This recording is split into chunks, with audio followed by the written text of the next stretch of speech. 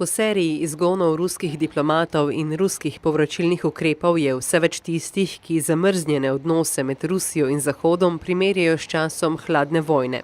O nevarnosti nove hladne vojne je pred dnevi govoril že generalni sekretar Združenih narodov Antonio Guterres. O tem, da prihaja do rušenja krhkega svetovnega ravnovesja, govori tudi ruski zunanji minister.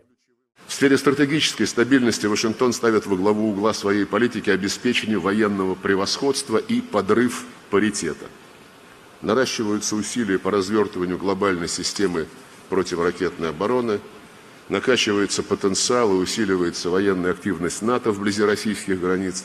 Самую глубокую озабоченность вызывает линия США на снижение порога применения ядерных вооружений. Lavrov dodaja, da se z Združenimi državami Amerike ni več mogoče pogajati. Enostranski odstopi od številnih že sklenjenih sporazumov vodijo v negotovost in kličejo po reviziji mednarodnih odnosov. Не заинтересованы ни в конфронтации, ни в раскручивании гонки вооружений. Но свои интересы, суверенитет, независимость России будет отстаивать целенаправленно и эффективно, используя весь арсенал имеющихся в нашем распоряжении средств.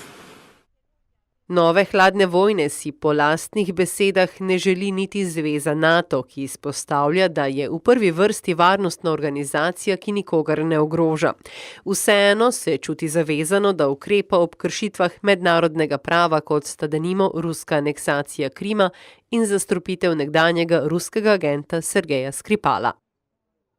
But we continue to strive for a better relationship with Russia. Because Russia is our neighbor, Russia is there to stay. We are not aiming at isolating Russia. It will be beneficial for us and for them if we could improve the relationship between NATO allies and Russia, between NATO and Russia.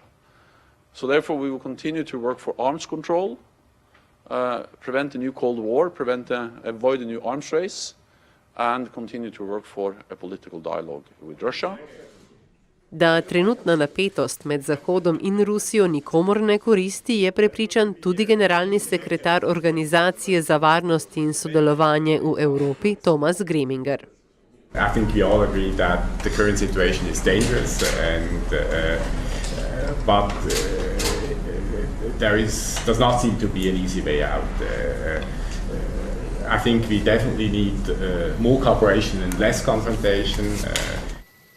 Rusija sicer ravno v teh dneh razkazuje del svojih vojaških zmogljivosti na vojaški vaji v Baltskem morju.